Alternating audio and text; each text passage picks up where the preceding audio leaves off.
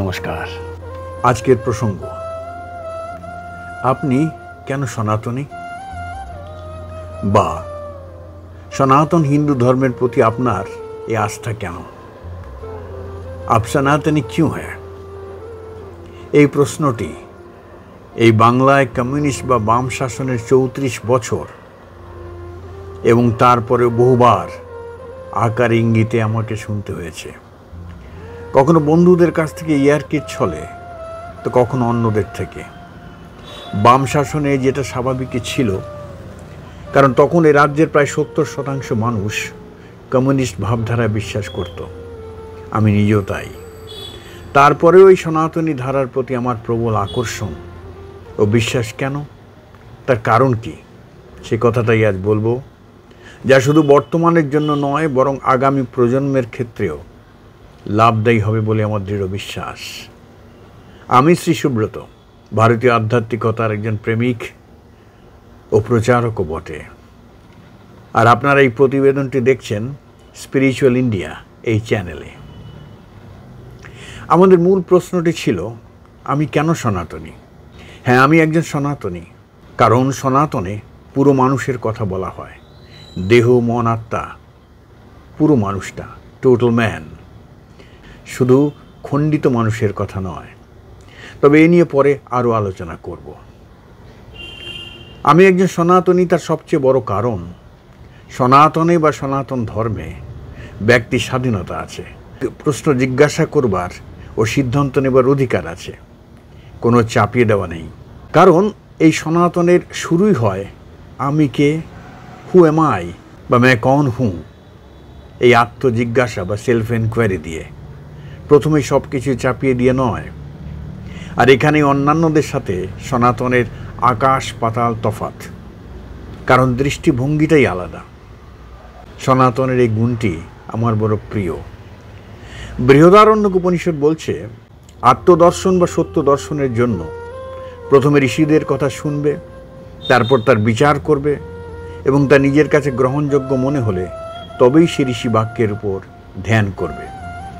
আত্মা বারে দ্রষ্টব্যা, শ্রোতব্যা, মন্তব্যা, নিদিধ্যাসিতব্যা।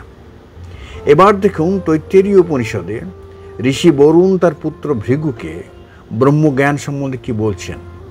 হে পুত্র, তপস্যা দ্বারা ব্রহ্মকে জানতে হয়, কারণ তপস্যাই ব্রহ্ম। তপসা ব্রহ্ম বিজিজ্ঞা শাশ্বা তপো ব্রহ্মেতি। কত বড় কথা! এখানে ছল চাতুরির কোনো জায়গা নেই। তপস্যা করো, ব্রহ্মকে জানো।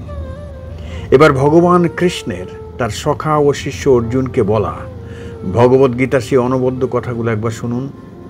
শ্রীকৃষ্ণ বলছেন, দেখো পার্থ, তোমাকে আমি এ যাবৎ পরম গুহ্য থেকে গুহ্যতর জ্ঞান প্রদান করেছি। এবার তুমি বিচার করে দেখো, আর যা ভালো মনে হয় তাই করো। ইতি ইতি জ্ঞানমখ্যাতম গুহ্যাৎ গুহ্যতরঙ্গময়া বিমৃষ্বৈ তৎশেষেন যথেচ্ছসি তথা কুরু। এই সিদ্ধান্ত নেবার স্বাধীনতা সনাতন ধর্ম ছাড়া আপনি অন্য কোন ধর্মে পাবেন বলুন তো? এবার দেখব সনাতন ধর্মে এই স্বাধীনতা দেবার কারণ বা ভিত্তিটা কি। এর উত্তরটি পুরোপুরি দাঁড়িয়ে আছে উপনিষদের সেই 4টি মহাবাক্যের উপর, বা অন্যভাবে বলতে গেলে 4টি মহান উপলব্ধির ওপর।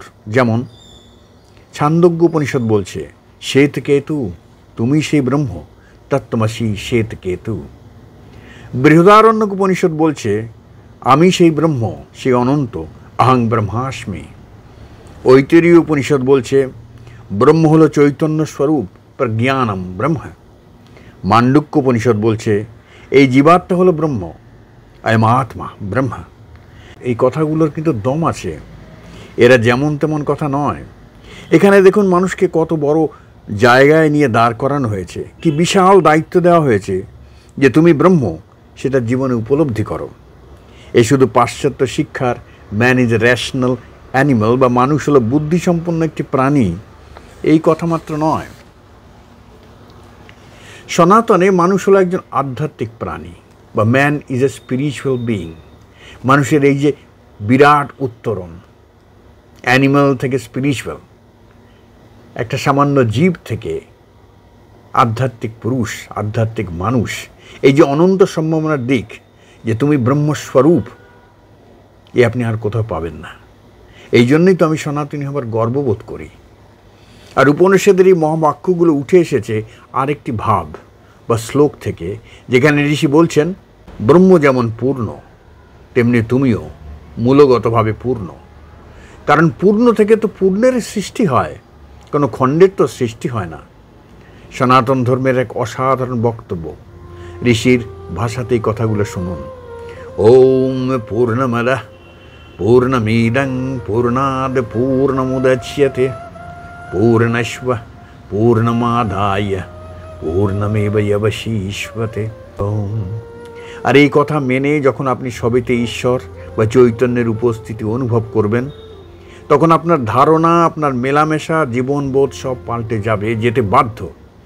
এখানেই সনাতন ধর্মের এক অদ্ভুত আনন্দ। এ প্রসঙ্গে একটি কথা বলা ভালো, সনাতন মানে শাশ্বত, ইটারনাল, যার আদি নেই, অন্ত নেই, যার কোনো একজন প্রবক্তা নেই, কোনো একটি নির্দিষ্ট ধর্মগ্রন্থ নেই। সনাতন ধর্ম কতগুলো শাশ্বত সত্যকে ধারণ করে থাকে, যেমন সত্যম, জ্ঞানম, অনন্তম ব্রহ্ম। এটাকে বিভিন্ন সময়ে বিভিন্নভাবে বলা হয়ে থাকে।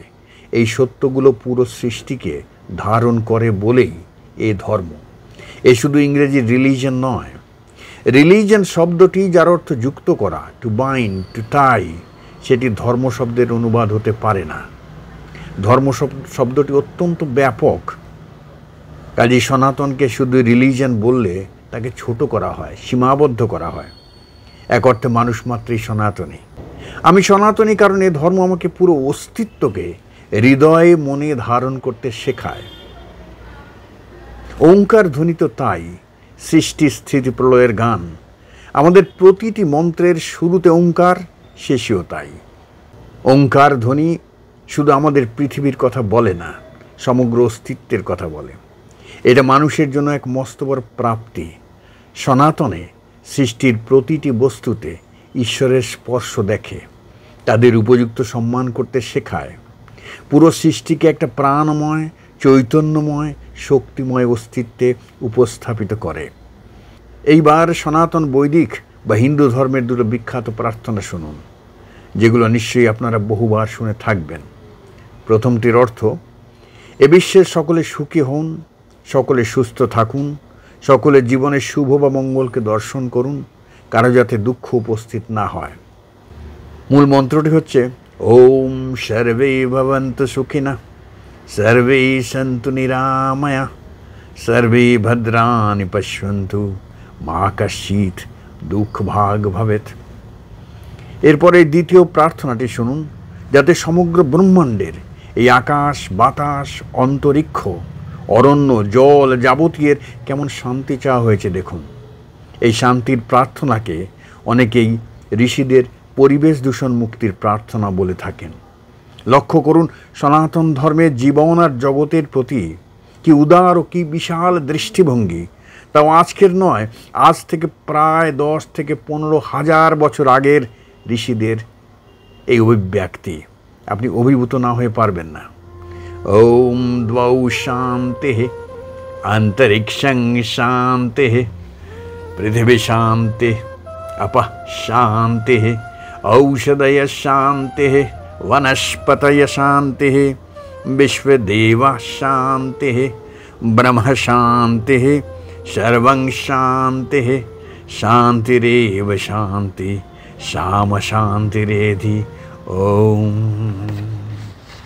এখানে একটি কথা বলে রাখি, আমি সনাতনী হলেও আমি জানি সনাতন হিন্দু ধর্মের ত্রুটি বা নেতিবাচক দিকগুলো কী কী। যে কোনো দৃষ্টিভঙ্গি বা মতাদর্শেরই ভালো মন্দ বা পজিটিভ নেগেটিভ দিক থাকে, সেটাই স্বাভাবিক। তার কারণ কিন্তু সনাতন ধর্ম নয়, বরং সনাতন ধর্মকে ভুলভাবে বা সীমাবদ্ধভাবে বোঝা। শেষমেশ এসবের জন্য দায়ী কিন্তু সেই মানুষই, তার অল্প বুদ্ধি বা ধূর্ত বুদ্ধি বা ব্যবসায়িক বুদ্ধি। যেমন প্রথমত, সনাতন ধর্ম মূলত অল ইনক্লুসিভ বা সবাইকে নিয়ে চলবার ধর্ম, তাই সে উদার। আর এই উদারতাই তার বিপদের কারণ, যা কখনো তার অস্তিত্বের সংকটও তৈরি করে। ভারতের পরাধীনতার দীর্ঘ ইতিহাসের জন্য এই উদার ধর্ম বিশ্বাসও কিছুটা দায়ী। সেই সংকটের সম্ভাবনা কিন্তু ভবিষ্যতও আছে যদি আমরা তৈরি না থাকি। দ্বিতীয়ত, সনাতনের উদারতা আমাদেরকে বাস্তবমুখী কম, আদর্শ বা স্বপ্নবিলাসী বেশি করেছে। আমরা আমাদের দেশ, ভূখণ্ড, পরিবার, নিরাপত্তার কথা কম ভেবে অন্যের সেবায় ও সাহায্যে লেগে গেছি। কখনো বা ঈশ্বরের প্রেমে হাবুডুবু খেয়েছি, অহিংসার প্রেমের বাণী ছড়িয়েছি, যার সুযোগ অনিষ্টকারী ব্যক্তিরা পুরোপুরি নিয়েছে। এই তো সেদিনও তুরস্কের ভূমিকম্প পরবর্তী অবস্থায় ভারতবর্ষের অবদানের কথা সে বেমালুম ভুলে গেল, বরং আমাদের বিরুদ্ধাচরণ করা শুরু করলো। আর বাংলাদেশ, তার কথা কি বলবো, আপনারা সবাই জানেন। তৃতীয়ত, সনাতন ধর্ম ব্যক্তিকে নরম প্রকৃতির করে বেশি, প্রচণ্ড শক্ত মানসিকতার করে না। এই ধর্মে সংসার ত্যাগ করার একটা অদ্ভুত ক্ষেপামি আছে। সংসার ত্যাগ করে সাধু হব, এদেশে সাধুদের সংখ্যা দেখলে আপনি বুঝতে পারবেন। আর সেজন্য শাস্ত্র সমানভাবে দায়ী। আপনাকে যদি নিয়ত শেখানো হয় ব্রহ্মসত্যাং জগন মিথ্যা, ব্রহ্মই হচ্ছে একমাত্র সত্য, এ জগৎ হলো মিথ্যা, তবে জগতের প্রতি আপনার আকর্ষণ বা সংসারের প্রতি দায়িত্ব কখনোই আর অন্য ধর্মের 5 জনের মতো হবে না। আমাদের উদার বা মোক্ষকামী শাস্ত্রের এগুলো হলো নেতিবাচক দিক, নেগেটিভ পয়েন্টস।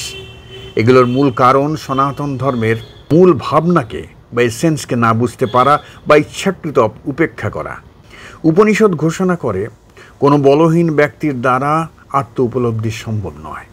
শুধুমাত্র মেধার দ্বারা বা বহুবার শুনেও তা সম্ভব নয়। না আহম আত্মা বলহীনে না লভ্যা না মেধিয়া না বহুনা শ্রুতেনা। তাই সনাতনের পথে বল বা স্ট্রেংথ ও সাহসিকতা অত্যন্ত প্রয়োজন। জীবনে সত্য উপলব্ধি অতি সহজ নয়, কিন্তু আমরা তো সত্যের চেয়ে সহজটাই বেশি চাই। তাই নিজের মতো করে দুনিয়ার আড়ম্বর আর নিয়মের পাহাড় চাপিয়ে সনাতনকে সাজাই। তাতে মূলে সনাতন ধর্ম বিকৃত হয়ে যায়, কুসংস্কারাচ্ছন্ন হয়ে যায়, লোকে ভুল বোঝে, তুচ্ছ তাচ্ছিল্য করে। মূলত সনাতনের উদারতাই এজন্য দায়ী। চতুর্থত, এরপর আছে জাতপাত, কাস্টিজম, যা প্রতি ক্ষেত্রেই সনাতনের সর্বনাশ ডেকে এনেছে, যার সূত্রপাত মানুষের গুণ কর্ম ভিত্তিক অবস্থানের ওপর। তাকে চালাক মানুষ জন্ম বা পরিবার ভিত্তিক করে ছেড়েছে। এক অন্তহীন সর্বনাশের খেলা। তবু বলবো আমি সনাতনী, কারণ আমি একটি বহুমুখী বিশ্ব বা মাল্টিপোলার ওয়ার্ল্ড এ বিশ্বাস করি, যেখানে সকলের বা সব দেশের উন্নতির, সকলের সুখ ও শান্তির কথা বলা হয়। সনাতন ধর্মের বিশ্ব ধারণাও ঠিক তাই। সর্বে ভবন্তু সুখিনা, সর্বেই সন্তু নিরাময়া, অথবা বসুধৈব কুটুম্বকম ইত্যাদি। সনাতন ধর্ম বিশ্ব মানবের উন্নতির কথা বলে, ধ্বংসমুখী উন্নতির কথা নয়।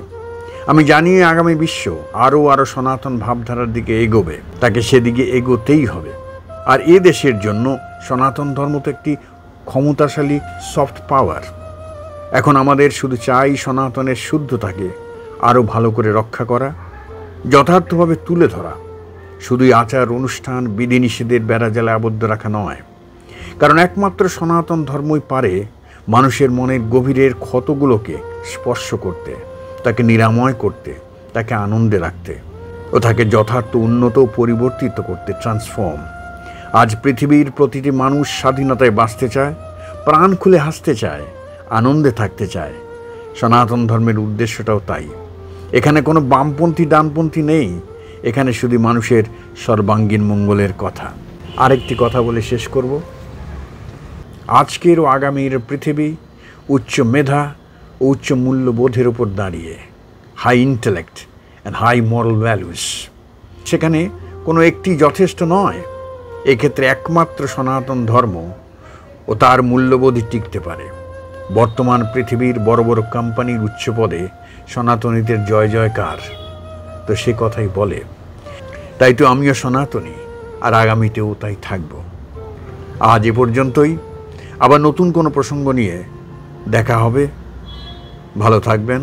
ধন্যবাদ।